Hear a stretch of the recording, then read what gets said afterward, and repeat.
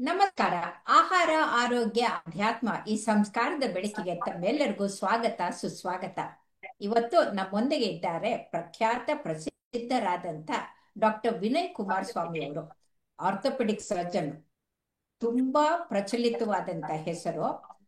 ಅವರು ಇವತ್ತು ನಮಗೆ ಇಂಜುರಿ ಬಗ್ಗೆ ಮಾತಾಡಕ್ ಬಂದಿದ್ದಾರೆ. ಅವರು ಈ ಸ್ಪೋರ್ಟ್ಸ್ ಇಂಜುರಿಯಲ್ಲೇ ಅವರು ಪರಿಣಿತಿಯನ್ನ ಪಡೆದಂಥವ್ರು. ಮೊದಲು MBBS ನ ಬೆಂಗಳೂರು ಮೆಡಿಕಲ್ ಕಾಲೇಜ್ ಅಲ್ಲಿ ಮಾಡಿ, MS ನ ಬನಾರಸ್ ಹಿಂದೂ ಯೂನಿವರ್ಸಿಟಿಯಲ್ಲಿ ಮಾಡಿ, ಅದ ನಂತರ ಈ ಸ್ಪೋರ್ಟ್ ಇಂಜುರಿ ಆರ್ಥ್ರೋಸ್ಕೋಪಿಯನ್ನ ಕೊಯಂಬತ್ತೂರಲ್ಲಿ ಮಾಡಿ, ಲಿಂಬ್ ಸರ್ಜರಿಗೋಸ್ಕರ ಇಂಗ್ಲೆಂಡ್ಗೆ ಹೋಗ್ಬಿಟ್ಟು ಮ್ಯಾಂಚೆಸ್ಟರ್ನಿಂದ ಅಲ್ಲಿಂದನೂ ತರಬೇತಿ ಕೊಂಡು ಬಂದವರು. ಸಹಸ್ರಾರು ಶಸ್ತ್ರಚಿಕಿತ್ಸೆ ಮಾಡಿ ಉಳಿಸಿದ್ದಾರೆ. ಇವತ್ತು ಅವರು ಈ ಆಟಗಾರರು ಕ್ರೀಡೆ ಆಡುವಾಗ ಆಗುವಂತ ಅವ್ರಿಗೆ ಆಘಾತಗಳು, ಇಂಜುರಿಗಳನ್ನ ಹೇಗೆ ತಡೆಗಟ್ಟಬೇಕು, ಅದನ್ನ ಹೇಗೆ ಸರಿಪಡಿಸ್ಬೇಕು ಅನ್ನೋದನ್ನ ಮಾತಾಡ್ತಾ ಇದ್ದಾರೆ. ಆಲಸಿಗಳಿದ್ದವರು ಮಲಗದಲ್ಲಿಂದ ಬೆಡ್ಡಲ್ಲೇ ಬಿದ್ದು ಪೆಟ್ ಮಾಡ್ಕೊಳ್ತಾರೆ. ಇನ್ನು ವಯಸ್ಸಾದವರು ಬಾತ್ರೂಮ್ ಹೋಗಿ ಬಿದ್ದು ಮಾಡ್ಕೊಳ್ತಾರೆ. ಆದ್ರೆ ಸ್ಪೋರ್ಟ್ಸ್ ಮನ್ ಫಿಟ್ನೆಸ್ಗೆ ಎಷ್ಟು ತರಬೇತಿ ತಗೊಂಡಿರ್ತಾರೆ, ಎಷ್ಟು ಪ್ರಯತ್ನ ಪಡ್ತಾರೆ. ಆದ್ರೂ ಆಟ ಆಡುವಾಗ ಏನೋ ಒಂಚೂರು ಇಂಜುರಿ ಆಗ್ಬಿಟ್ರೆ ಅವ್ರ ಇಡೀ ಜೀವನನೇ ಹಾಳಾಯ್ತೇನೋ ಅನ್ನುವಷ್ಟು ದುಃಖ ಆಗತ್ತೆ, ಮನ್ಸಿಗೆ ಬೇಜಾರಾಗತ್ತೆ. ಆದ್ರೆ ಹಾಗೆ ಬೇಜಾರಾಗೋದ್ ಬೇಡ. ನಾವು ಅದನ್ನ ಸರಿಪಡಿಸಿ ಮತ್ತೆ ನಿಮ್ಮನ್ನ ಟ್ರೈನ್ ಹೇಗೆ ಟ್ರ್ಯಾಕ್ ಮೇಲೆ ತರ್ತಾರಲ್ಲ ಹಾಗೆ ತರ್ತೀವಿ ಅಂತ ಹೇಳಕ್ ಬಂದಿದ್ದಾರೆ ಡಾಕ್ಟರ್ ವಿನಯ್ ಅವರು. ನಮಸ್ಕಾರ ವಿನಯ್, ನಮಸ್ಕಾರ ಸ್ವಾಗತ. ಮೇಡಮ್. ಥ್ಯಾಂಕ್ ಯು ನನ್ನ ಈ ಪ್ರೋಗ್ರಾಮ್ ಅಲ್ಲಿ ಇನ್ವೈಟ್ ಮಾಡಿದ್ದಕ್ಕೆ. ಹೌದು, ಈಗ ಕ್ರೀಡಾ ಚಟುವಟಿಕೆಗಳು ತುಂಬಾ ಜಾಸ್ತಿ ಆಗ್ತಾ ಇದೆ ನಮ್ಮಲ್ಲಿ. ಅದು ಒಳ್ಳೇದೇ, ಅದು ಕೆಟ್ಟದಲ್ಲ. ಹೌದು. ಯಾಕಂದ್ರೆ ಕ್ರೀಡೆ, ಸ್ಪೋರ್ಟ್ಸು ಒಂದು ವಯಸ್ಸಿನವ್ರಿಗೆ ಅಂತ ಅಲ್ಲ, ಎಲ್ಲಾ ವಯಸ್ಸಿನವ್ರಿಗೂ ಕೂಡ ಇರಬೇಕು. ಅದಿದ್ರೆ ನಮ್ಮ ಹಾರ್ಟು, ಲಂಗ್ಸ್, ಮಸಲ್ಸ್, ಬೋನ್ಸ್ ಎಲ್ಲ ಸ್ಟ್ರಾಂಗ್ ಆಗಿರತ್ತೆ. ಸ್ಪೋರ್ಟ್ಸ್ ಅನ್ನೋದು ಲೈಫ್ ಲಾಂಗ್ ನಡೀತಾ ಇರಬೇಕು. Life it self is a sport and it should be played as such. ಹೌದು ಸೊ ಹೌದು, ಅದಕ್ಕೆ ಸ್ಪೋರ್ಟ್ಸ್ ಮನ್ ಸ್ಪಿರಿಟ್ ಅಂತೀವಿ. ನೋಡಿ, ನನಗೆ 75 ವರ್ಷಕ್ಕೂ ಸ್ಪೋರ್ಟ್ಸ್ ಮನ್ ಸ್ಪಿರಿಟ್. ಯಾಕೆಂದ್ರೆ ನಾನು kho kho captain, langadi captain, the first Kannadiga to become the captain ನಮ್ ಬೆಳಗಾವಿಯಲ್ಲಿ. ಹಾಗಾಗಿ ಆ ಸ್ಪಿರಿಟ್ ಇದೆಯಲ್ಲ, ಅದು ನಮ್ಮಲ್ಲಿ ಬರಬೇಕು. ಹೇಳಿ, ಮುಂದುವರಿಸಿ. ಹೌದು, ಆದ್ರೆ ಈ ಸ್ಪೋರ್ಟ್ಸ್ ಆಡುವಾಗ ಒಂದೊಂದ್ಸಲ ಇಂಜುರಿಗಳಾಗತ್ತೆ. ಕೆಲವು ನಾವು ಹೇಳ್ತೀವಿ ಮೇಜರ್ ಇಂಜುರಿ, ಕೆಲವು ಮೈನರ್ ಇಂಜುರಿ. ಈ ಸ್ಪೋರ್ಟ್ಸ್ ಇಂಜುರಿಗಳಾದಾಗ ಸುಮಾರು 95% ಆಫ್ ದ ಇಂಜುರೀಸ್ ಅದಾಗದೆ ವಾಸಿ ಆಗತ್ತೆ. The most important for any sports injury or any injury is called RICE ಅಂತ ಹೇಳ್ತೀವಿ. RIC ಅಂದ್ರೆ ರೆಸ್ಟ್ ತಗೋ, ಐ ಅಂದ್ರೆ ಇಟ್ಕೋಬೇಕು, ಸಿ ಅಂದ್ರೆ ಕಂಪ್ರೆಷನ್ ಅಂದ್ರೆ ಏನಾದ್ರು ಕಟ್ಕೋಬೇಕು. ತುಂಬಾ ಬಿಗಿ ಕಟ್ಕೊಂಡ್ಬಿಟ್ರೆ ಇನ್ನೂ ಬ್ಲಡ್ ಸರ್ಕ್ಯುಲೇಷನ್ ಕಡಿಮೆ ಆಗ್ಬಿಡುತ್ತೆ. ಹೌದು ಹೌದು ಹೌದು, ಲೈಟ್ ಆಗಿ ಕಟ್ಕೋಬೇಕು. ಕಂಪ್ರೆಷನ್. Is elevation. ಸೊ ಹೌದು, ಐಸ್ ಇಟ್ಕೋಬೇಕು. ಆಮೇಲೆ ಸ್ವಲ್ಪ ಏನಾದ್ರು ಕಂಪ್ರೆಷನ್, ಕ್ರೇಪ್ ಬ್ಯಾಂಡೇಜ್ ಅಂತ ಹೇಳ್ತೀವಿ, ಅದನ್ನ ಕಟ್ಕೋಬಹುದು. ಆ ಭಾಗನ ಸ್ವಲ್ಪ ಎತ್ತರ ಮಾಡಿ ಇಟ್ಕೋಬೇಕು. ಇಷ್ಟು ಮಾಡಿದ್ರೆ ಸುಮಾರು ರೆಸ್ಟ್ ಅಂದಿದ್ದು ಗೊತ್ತಾಯ್ತು. ಯಾಕಂದ್ರೆ ಯಾವಾಗ ಇಂಜೂರ್ ಆಗುತ್ತಲ್ಲ, ಫಸ್ಟ್ ಟ್ರೀಟ್ಮೆಂಟ್ ಅದಕ್ಕೆ ರೆಸ್ಟ್ ಕೊಡೋದು. ಸೊ ರೆಸ್ಟ್ ಗೊತ್ತಾಯ್ತು. ಆಮೇಲೆ ನೀವು ಅಂದ್ರಲ್ಲ, ಯಾಕೆ ಎಲಿವೇಶನ್? ಈಗ ಊತ ಜಾಸ್ತಿ ಇರತ್ತೆ. ಯಾವುದೇ ಏಟ್ ಬಿದ್ರು, ಯಾವುದೇ ಇಂಜುರಿ ಆದ್ರೂ ಊತ ಇರತ್ತೆ. ಈ ಭಾಗನ ಎಲಿವೇಟ್ ಮಾಡಿದ್ರೆ ಆ ಊತ ಎಲ್ಲ ವಾಪಸ್ ಹಾರ್ಟ್ ಕಡೆ ಹೋಗ್ಬಿಡತ್ತೆ, ಕಡಿಮೆ ಆಗತ್ತೆ. ಸೊ ಕೈನಲ್ಲಿ ಊತ ಬಂದ್ರೆ ಕೈನ ಹಿಂಗ್ ಇಟ್ಕೊಂಡಿರೋದು ಬಾರಿ, ಅದಕ್ಕೊಂದು ಬೆಲ್ಟ್ ಕೊಡ್ತೀವಿ. ಆ ಬೆಲ್ಟ್ ಅಲ್ಲಿ ಕೈ ಇದ್ರೆ ಅವಾಗ ಅದು ಎತ್ತರ ಮಾಡ್ದಂಗ ಆಗತ್ತೆ. ಕೈ ಕೆಳಗಡೆ ಬಿಟ್ಕೊಳ್ಳೋದಕ್ಕಿಂತ ಹಿಂಗ್ ಇಟ್ಕೊಳ್ಳೋದು ವಾಸಿ. ಹಿಂಗ್ ಇಟ್ಕೊಂಡ್ರೆ ಇನ್ನೂ ಒಳ್ಳೇದು, ಬಟ್ ಹಾಗೆ ಇಟ್ಕೊಳ್ಳೋದು ಕಷ್ಟ. ಇಟ್ಕೊಂಡ್ಬಿಟ್ಟು ಬೆರಳು ಮೂವ್ ಮಾಡ್ತಾ ಇದ್ರೆ ಇನ್ನೂ ವಾಸಿ. ಹೌದು ಹೌದು, ಮಸಲ್ಸ್ ಎಲ್ಲ ಪಂಪ್ ತರ ಕೆಲಸ ಮಾಡ್ತವೆ. ಆ ಲಿಕ್ವಿಡ್ ನೆಲ್ಲ ವಾಪಸ್ ಹಾರ್ಟ್ ಕಳಿಸ್ಬಿಡುತ್ತೆ. ಯಾರಿಗಾದ್ರು ಕಾಲ್ ಪೆಟ್ಟಾಗಿತ್ತು ಅಂದ್ರೆ ಅಂಥವ್ರು ಒಂದ್ ಸ್ಟೂಲ್ ಮೇಲೆ ಕಾಲ್ ಇಟ್ಕೋಬಹುದು.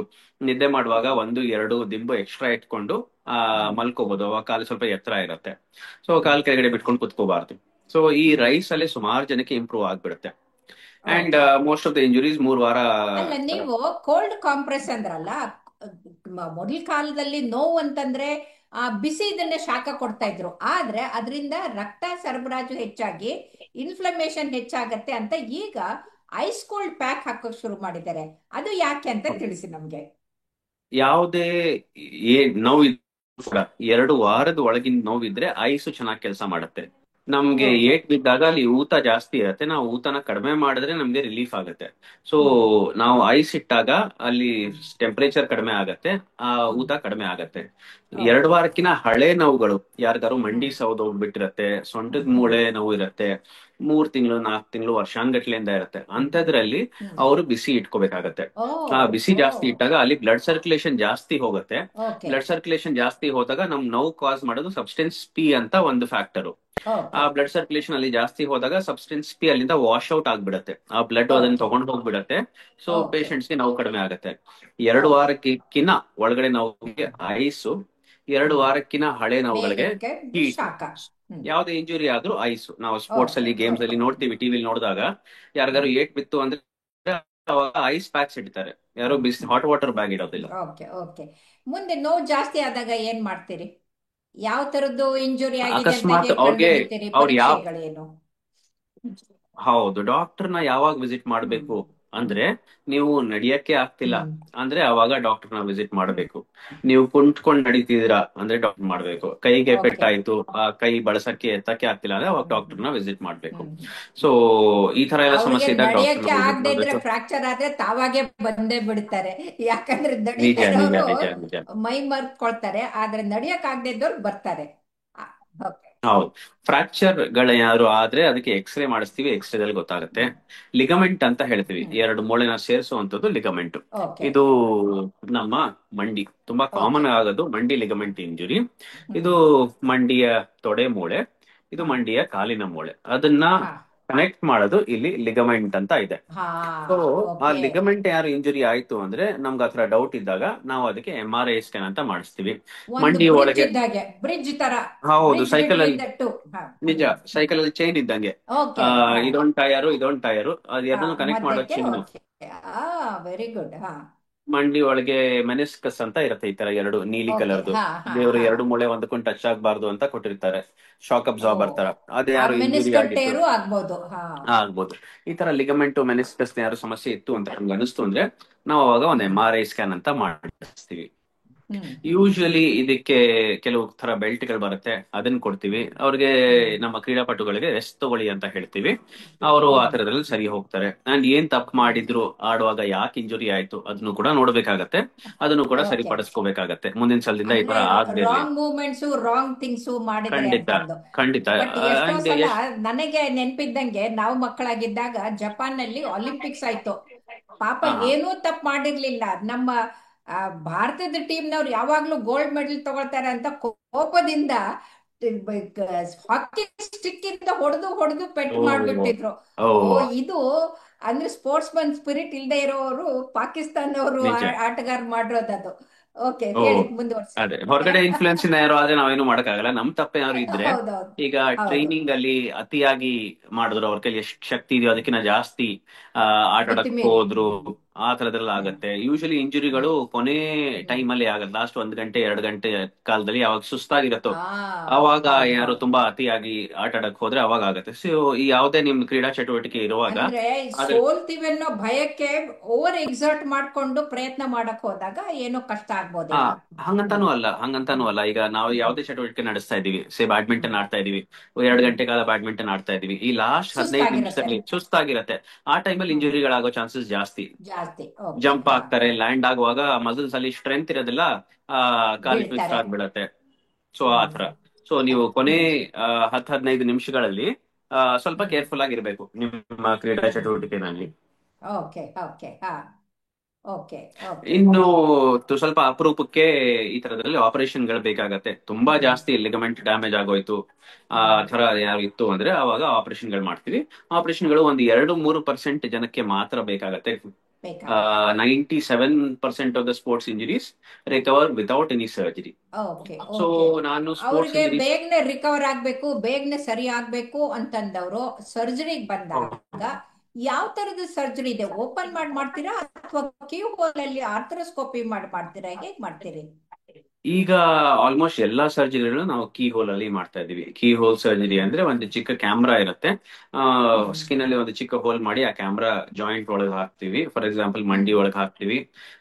ಮಂಡಿನಲ್ಲಿ ಇರೋ ಸ್ಟ್ರಕ್ಚರ್ಸ್ ಎಲ್ಲ ಟಿವಿನಲ್ಲಿ ಕಾಣಿಸುತ್ತೆ, ನಾವು ಅದರಲ್ಲೇ ಟಿವಿನಲ್ಲಿ ನೋಡ್ಕೊಂಡು ಆಪರೇಷನ್ ಮಾಡಿ ಮುಗಿಸ್ಬೋದು. ಇದರದ ಅಡ್ವಾಂಟೇಜ್ ಏನು ಅಂದ್ರೆ ಪೇಷಂಟ್ಸ್ಗೆ ನೋವು ಕಡಿಮೆ ಇರುತ್ತೆ, ಅವ್ರಿಗೆ ಕಲೆ ಚಿಕ್ಕದಾಗಿರತ್ತೆ, ಅವರು ಬೇಗ ರೆಡಿ ಆಗ್ತಾರೆ ಓಪನ್ ಸರ್ಜರಿಗಳು ಕಂಪೇರ್ ಮಾಡಿದ್ರೆ. ನಾನ್ ಮಂಡಿ ಅಂಡ್ ಭುಜ ಸ್ಪೆಷಲಿಸ್ಟ್. ಮೊಬಿಲೈಸೇಷನ್ ಕೂಡ ಬೇಗನೆ ಆಗುತ್ತೆ. ಕರೆಕ್ಟ್, ನಮ್ ಕಾಣಿಸೋದು ಚೆನ್ನಾಗಿ ಕಾಣಿಸುತ್ತೆ ಓಪನ್ ಸರ್ಜರಿಗಿನ, ಅಲ್ಲಿ ಎನ್ಲಾರ್ಜ್ ವ್ಯೂ ಇರುತ್ತೆ, ಸೊ ಆಪರೇಷನ್ ಕೂಡ ನಮ್ಗೆ ಚೆನ್ನಾಗಿ ಮಾಡ್ಬೋದು. ಹೌದು, ಅಂದ್ರೆ ವೆರಿ ಪ್ರಿಸೈಸ್ ಅಂಡ್ ಅಕ್ಯುರೇಟ್ ಆಗಿ ಮಾಡ್ಬೇಕಂದ್ರೆ ಇದು ಆರ್ಥ್ರೋಸ್ಕೋಪಿ ಅಂತಂದು. ಸೊ ನೀವು ಅದರಲ್ಲೇನೆ ಸುಪ್ರಸಿದ್ಧ ಆಗಿರೋದು, ಟ್ರೈನಿಂಗ್ ತಗೊಂಡಿರೋದ್ರಿಂದ ಇನ್ನು ವಾಸಿ ಅಂತ. ಹಾಗಾಗಿ ಇದನ್ನ ಪ್ರಿವೆಂಟ್ ಮಾಡ್ಬೇಕಂದ್ರೆ ಹೇಗೆ, ಇಂಜುರಿಗಳು ಆಗ್ದಾಗೆ ಇರ್ಬೇಕಂದ್ರೆ ಯಾರಾದ್ರೂ ಕೇಳಿದ್ರೆ ಆಟನೇ ಆಡದಿದ್ರೆ ಬೀಳೋದಿಲ್ಲ ಅಂತಾರೆ. ಹಾಗಲ್ಲ, ಆಟ ಆಡಿದ್ರು ಹೇಗ್ ಬೀಳಬಾರ್ದು, ಬಿದ್ರು ಹೇಗೆ ಇಂಜೂರ್ ಆಗ್ಬಾರ್ದು ಅಂತ ತಿಳಿಸ್ಕೊಡಿ. ಹೌದು, ಆಟ ಆಡೋದು ತುಂಬಾ ಇಂಪಾರ್ಟೆಂಟ್. ನಾನು ಕೂಡ ಒಬ್ಬ full marathoner. Full great great marathon ಅಂದ್ರೆ ಗ್ರೇಟ್. 42 ಕಿಲೋಮೀಟರ್ ಓಡಬೇಕು ನಾನು. ಆ ಆ ಆ ಥರದ್ರಲ್ಲಿ ಸುಮಾರು ಒಂದು wow wow 7-8 wow, full very marathon nice. Complete ಮಾಡಿದೀನಿ. ಒಂದು ಫುಲ್ ಓಕೆ ಮ್ಯಾರಥಾನ್ ಓಡೋದು ಓಕೆ. ಅಂದ್ರೆ 42 ಕಿಲೋಮೀಟರ್ ಓಡಬೇಕು. ನಾನು ಒಂದು ಓ 5 ಮುಕ್ಕಾಲು 6 ಗಂಟೆ ಕಾಲ ತಗೋತೀನಿ ಆ 42 ಕಿಲೋಮೀಟರ್ ಓಡೋದಕ್ಕೆ. So okay. ಸ್ಪೋರ್ಟ್ಸ್ ಆರ್ ನಾನು ವೆರಿ ಮಿಯಾಮಿ ಇಂಪಾರ್ಟೆಂಟ್. ಬೀಚ್ ಅಲ್ಲಿ, ಮಿಯಾಮಿ ಬೀಚ್ ನಲ್ಲಿ ಅಂದ್ರೆ small marathon, not very much, 5 just kilometres 10 kilometres 9 kilometres 10. But I did in a record time. So nice running is nice also nice. Very good. All the best. Okay, ಹೇಳಿ, ಮುಂದುವರಿಸಿ. So most important is warm up ಅಂತ ಹೇಳ್ತೀವಿ ನೀವು. ಹೌದು ಇದು ನಾವು 90% of ನಮ್ಮ ಶ್ರೋತೃಗಳು ಪ್ರೊಫೆಷನಲ್ ಅಥ್ಲೀಟ್ಸ್ ಇರಲ್ಲ, ಅವ್ರಿಗೆ ಇದು ಗೊತ್ತಿರತ್ತೆ. ಬಟ್ ಹೌದು. ಕಾಮನ್ ಆಗಿ ಬ್ಯಾಡ್ಮಿಂಟನ್ ಆಡ್ತಾರೆ, ಟೆನ್ನಿಸ್ ಆಡ್ತಾರೆ. ಹ್ಮ್ ಹ್ಮ್ ನಾವು ವಾರ್ಮ್ ಅಪ್ ಮಾಡೋದು ತುಂಬಾ ಇಂಪಾರ್ಟೆಂಟ್. ನೀವು ಏನೇ ಆಟ ಆಡ್ಬೇಕು ಅಂದ್ರೆ ಅದಕ್ಕೆ ಮುಂಚೆ ಸ್ವಲ್ಪ ಹೊತ್ತು ಜಾಗಿಂಗ್ ಮಾಡಬೇಕು, ಸ್ವಲ್ಪ ಓಕೆ ಹೊತ್ತು ಸ್ಟ್ರೆಚಿಂಗ್ ಓಕೆ. ಮಾಡಬೇಕು, ಆಮೇಲೆ ಆಟ ಆಡಕ್ ಶುರು ಮಾಡಬೇಕು. Thank you muscles so warm up. Much Vinay ಅವರೇ. ಯಾಕಂದ್ರೆ ನೀವು ಇಷ್ಟು ಚೆನ್ನಾಗಿ ಹೇಳ್ಕೊಟ್ರಿ. ನೀವೇ ಸ್ಪೋರ್ಟ್ಸ್ ಮನ್ ಆಗಿ, ಆಮೇಲೆ ಸ್ಪೋರ್ಟ್ಸ್ ಇಂಜುರಿಗೆ ನೀವೇ ಸರ್ಜನ್ ಆಗಿ, ನಿಮಗಿಂತೂ ಒಳ್ಳೆಯದನ್ನ ಹೇಳ್ಕೊಡೋರು ಇನ್ಯಾರು ಇಲ್ಲ ಅಂತ ಹೇಳ್ತೀನಿ. ಹಾಗಾಗಿ ತುಂಬಾ ತುಂಬಾ ಧನ್ಯವಾದಗಳು. ನಮಸ್ಕಾರ. Thank you, thank you. Sorry, ಅಲ್ಲಿ ಎಲ್ಲೋ ಕೈ ಬಂದ್ಬಿಡ್ತು. ಓ